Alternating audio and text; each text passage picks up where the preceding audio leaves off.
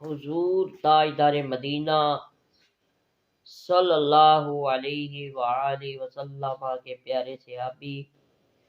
حضرت سیدنا ابو ہریرہ رضی اللہ تعالی عنہ ارشاد فرماتے ہیں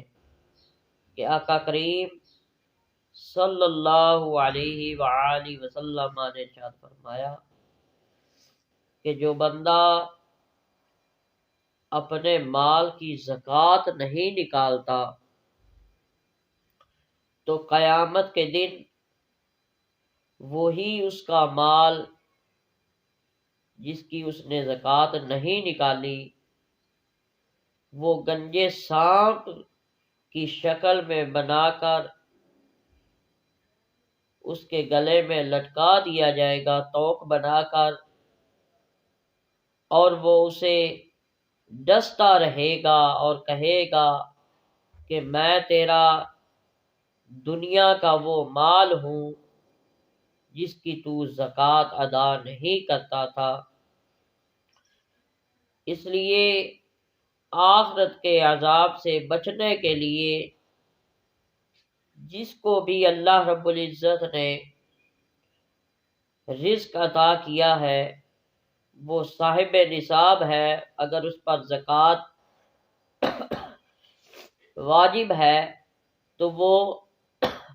زکوٰۃ ضرور نکالے۔ اور جو بندہ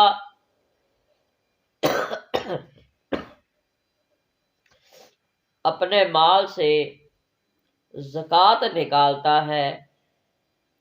اللہ نے اگر اسے رزق عطا کیا ہے تو وہ اللہ کی رضا کے لیے، اللہ کو راضی کرنے کے لیے اگر اپنے مال سے زکوٰۃ نکالتا ہے تو پھر اللہ رب العزت کا یہ وعدہ ہے کہ وہ اس کے رزق میں اضافہ فرما دے گا، اور آخرت کا فائدہ یہ ہوگا کہ قیامت کے دن جو بندہ زکوٰۃ نکالے گا الذین یرثون الفردوس وهم فیہا خالدون، کہ جو بندہ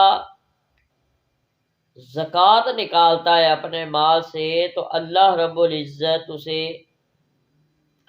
جنت الفردوس کا مالک بنا دیتا ہے، جنت الفردوس کا حقدار بندہ بن جاتا ہے